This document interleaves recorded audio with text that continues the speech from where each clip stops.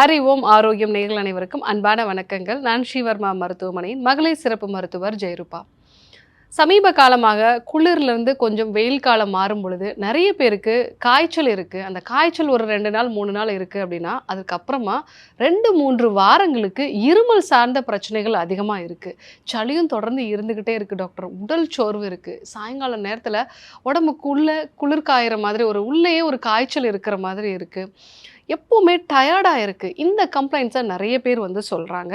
அதுவும் வைரஸ் காய்ச்சல், டெங்கு காய்ச்சல் இந்த மாதிரி நிறைய வகையான காய்ச்சல்களால் அந்த காய்ச்சல் 2-3 நாள் தான் இருக்குது. அதுக்கப்புறமா வரக்கூடிய பிரச்சனைகள் தான் அதிகமாக இருக்குது அப்படின்னு சொல்லக்கூடிய நபர்களை பார்க்குறோம். மிக முக்கியமாக தொடர் இருமல் இருக்கிறது. அந்த இருமல் நைட்டில் போய் நான் படுத்தனா தான் அந்த இருமல் இன்னும் அதிகமாகுது. இருமி இருமி எனக்கு யூரினே வெளியே வந்துடுது அப்படிங்கக்கூடிய நபர்கள் நிறைய பேர் இருக்காங்க. எதனால் இந்த பிரச்சனைகள் வருது? இயல்பாகவே ஒரு குளிர் காலத்திலிருந்து வெயில் காலம் போகுது அப்படின்னாலே நம்ம உடலில் இருக்கக்கூடிய வறட்சித்தன்மை, இந்த வறட்சித்தன்மை நோய் எதிர்ப்பு சக்தியும் கம்மியாக இருக்கிறதுனால நோய் கிருமிகள் ஈஸியாக வளர்ந்து நமக்கு நோயை உண்டாக்குறதுக்கான வாய்ப்புகள் இருக்குது. ஸோ அதனால தான் வைரஸ் காய்ச்சலாக இருக்கட்டும், டெங்கு காய்ச்சல் இந்த காலகட்டத்தில் கொஞ்சம் அதிகமாக இருக்கும். ஸோ இந்த வைரஸ்லாம் என்ன பண்ணுது அப்படின்னா உங்கள் நுரையீரலை மட்டும் பாதிக்காமல் உங்கள் வயிற்று பகுதியிலையும் பாதிப்பை உண்டு பண்ணுது. ஸோ நுரையீரலில் பாதிப்பு உண்டாகும் பொழுது தொடர்ந்து சளி நிறைய உருவாகுது. நீங்கள் அதற்காக எடுத்துக்கொள்ளக்கூடிய மாத்திரைகளாலும் இல்லை இந்த வைரஸோட ஒரு தொற்றுனாலையுமே வயிற்று பகுதிகளிலையும் செரிமான கோளாறு உண்டாகுது. அப்போது வயிற்றிலிருந்து ஆசிட் மேலே வரதுனால நைட் நேரத்தில் அதிகப்படியான இருமல் இருக்கிறது. சில பேருக்கு அந்த இருமலோட சளியும் வெளியே வரக்கூடிய ஒரு நிலை இருக்குது. ஸோ இருமல் இருக்குது அப்படின்னா என்ன விஷயங்கள்லாம் ஃபாலோ பண்ணலாம்? இந்த சளியை சரி பண்ணுறதுக்கு இன்னும் சில நபர்கள்லாம் சொல்கிறாங்க, டாக்டர் எனக்கு இந்த சளியோட தலைபாரமும் அதிகமாக இருக்குது, குனிஞ்சால தலைவலி அதிகமாகுது, மூக்கடைச்ச மாதிரியே இருக்குது அப்படின்னு சொல்கிறாங்க.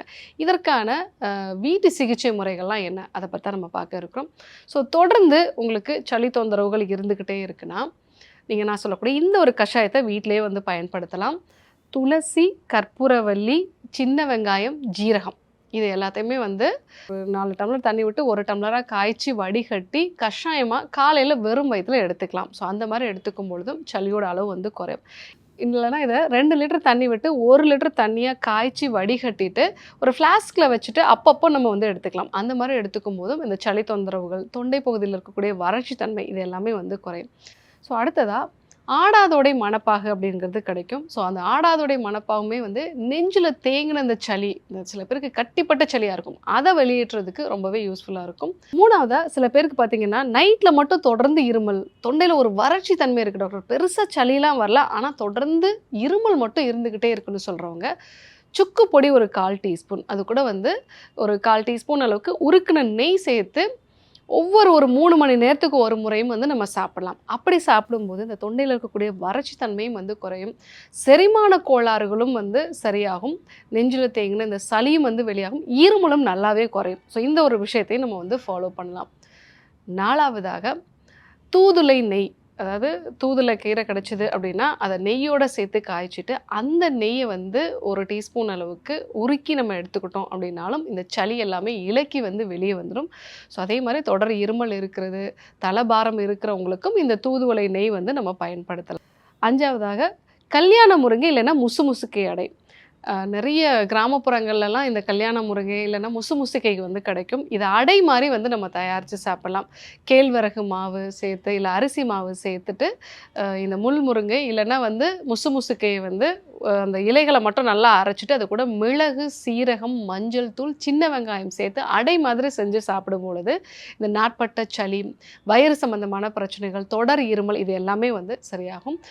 6வதாக ரெஸ்போகல்ப் சிரப் எடுத்துக்கலாம். இதெல்லாம் நான் ஃபாலோ பண்ணுறேன் டாக்டர், ஆனாலும் எனக்கு இன்னும் சரியாகலை அப்படின்னு சொல்கிறவங்க ரெஸ்போகல்ப் சிரப் 15 ml காலை இரவு 2 வேளையுமே உணவுக்கு அப்புறமா ஒரு 45 ml தண்ணீரோட சேர்த்து எடுத்துக்கலாம். ஸோ இந்த மருந்துகளெல்லாம் நீங்கள் பயன்படுத்தும் போது நாட்பட்ட சளி தொந்தரவு, தலைபாரம் இருக்கிறது, தொடர் இருமல் இருக்கிறது, உடல் பலகீனம் இந்த மாதிரியான எல்லா பிரச்சனைகளுமே ஒரு 7 நாள்லே உங்களுக்கு சரியாயிடும். ஏன்னா நிறைய பேர் மாதக்கணக்கில் இதனால் பாதிக்கப்படுறாங்க. இங்கே கொடுக்கறதுக்கும் வெது வெதுப்பான வெந்நீரே குடிங்க.